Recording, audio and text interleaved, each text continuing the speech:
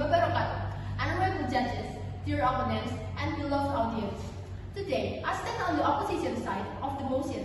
This House will provide social service and skill training for gambling offenders instead of imprisoning them.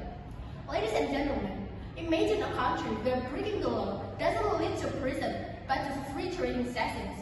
You gamble, you get caught, and instead of punishment, you are rewarded with new skills. Sounds nice, right? But ask yourself, will anyone still be afraid of gambling? Or will more people start doing it, knowing the consequences are so soft?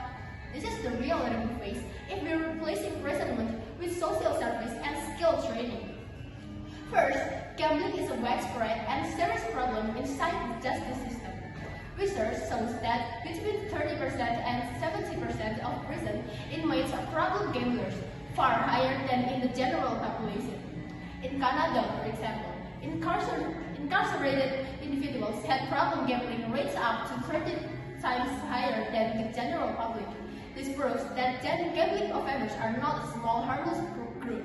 It is a deep-rooted problem that requires strong measures, not soft alternatives. Second, gambling leads to relapse and reoffending. Studies have found that the more severe a gambling problem is, the more likely an offender will commit crimes again after release.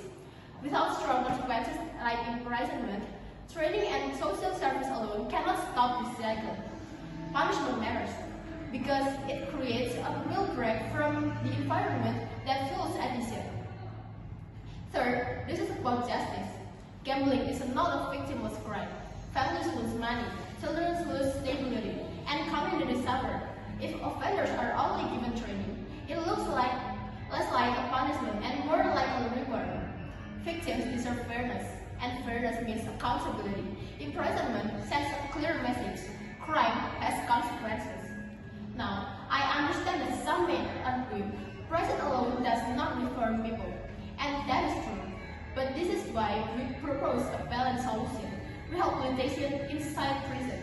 Research shows that education and rehabilitation programs in prison reduce reoffending by up to 31%, and even lower the lapse rates for addiction.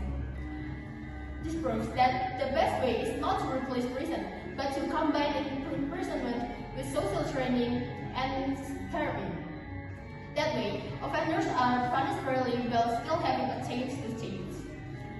Ladies and gentlemen, this debate is not about being cruel versus being kind. It is about responsibility. Without prison, the law is weak. Without prison, relapse is likely. Without prison, justice collapses. Rehabilitation matters, but it must happen inside the prison system, not instead of it. And that is why we firmly